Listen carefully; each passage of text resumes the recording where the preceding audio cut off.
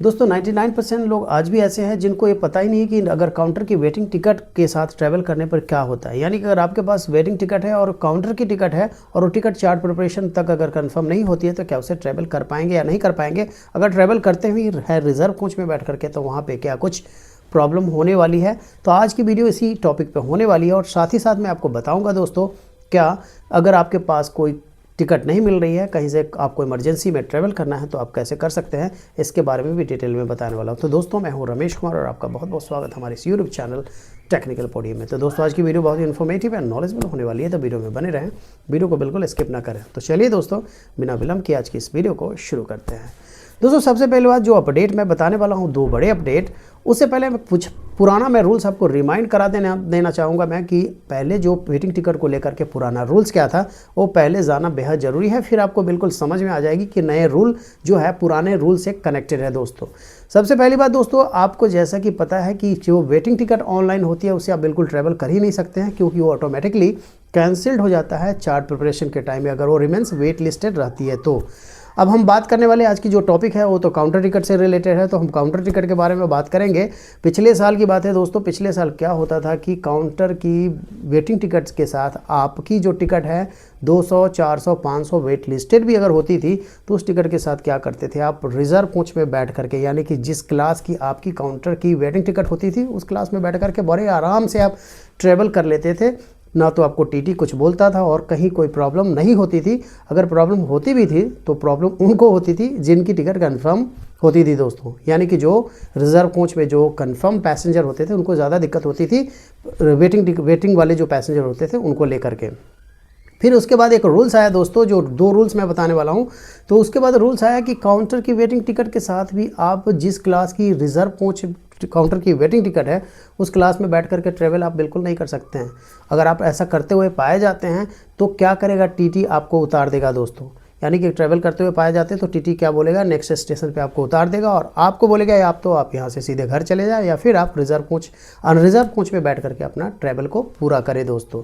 उसके बाद एक और अपडेट आया दोस्तों, जो नेक्स्ट दूसरा अपडेट जो है दोस्तों, ये और भी बहुत बड़ा अपडेट है। अगर इस अपडेट को नहीं जानते हैं तो टिकट होते हुए भी आप विदाउट टिकट है, समझ लो दोस्तों।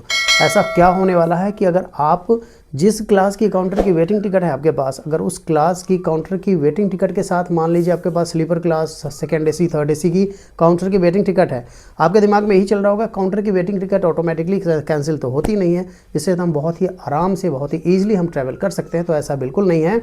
रेलवे का जो न्यू अपडेट है दोस्तों, इससे ही रिलेटेड क्या है कि अगर काउंटर की वेटिंग टिकट के साथ भी ट्रैवल आप करते हैं तो स्लीपर क्लास में अगर ट्रैवल करते हैं तो वहाँ पे टिकट के अलावे आपने जितने की टिकट ली है वो तो छोड़ दो दोस्तों, टिकट के अलावे 250 रुपये का फ़ाइन आपको देना पड़ेगा दोस्तों। और उसके बाद तब आपको फिर नेक्स्ट स्टेशन, यानी कि नेक्स्ट स्टेशन पे आपको उतार दिया जाएगा और फिर आपको अनरिजर्व कोच में भेज दिया जाएगा। अगर आप एसी क्लास की वेटिंग टिकट है अगर काउंटर की, तो एसी क्लास में आपको 440 रुपये का फ़ाइन लगाया जाएगा दोस्तों, और फिर टू द नेक्स्ट स्टेशन, और फिर आपको अनरिजर्व कोच में भेज दिया जाएगा दोस्तों। तो ये जो बहुत ही बड़ा अपडेट है 2026 का, ये अपडेट है 2026 में अगर आप ट्रैवल कर रहे हैं तो ये जो नियम है इसको जानना बहुत ही ज़रूरी है।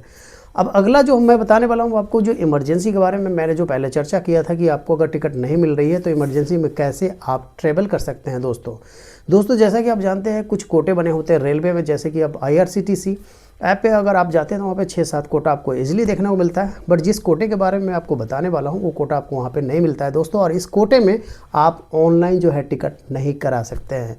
ये तो कोटा जो है दोस्तों, आप ऑफलाइन टिकट आप इसे करा सकते हैं। रेलवे में बहुत सारे ऐसे कोटे होते हैं जो कि आप ऑनलाइन दिखता ही नहीं है, सिर्फ और सिर्फ उसकी बुकिंग ऑफलाइन यानी कि काउंटर से ही होती है।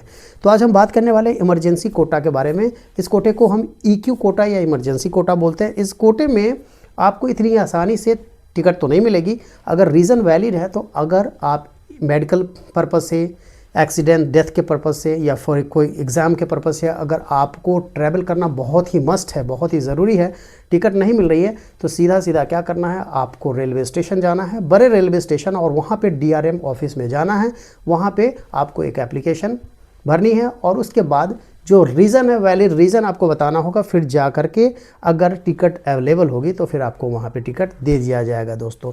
बट इन इमरजेंसी अगर आप चाह रहे हैं कि मुझे घूमने जाना है, मुझे ट्रिप पे जाना है, मुझे कहीं और जाना है, मुझे फ्रेंड से मिलने जाना है, तो ऐसे आपको इस कोटे के तहत आपको टिकट नहीं मिलने वाली है। इस कोटे में सिर्फ इमरजेंसी पर्पस के लिए ही टिकट दी जाती है दोस्तों, और इसकी जो बुकिंग होती है सिर्फ और सिर्फ ऑफलाइन यानी काउंटर से होती है। ऑनलाइन बुक करने की व्यवस्था यहाँ पे आपको नहीं मिलने वाली है दोस्तों।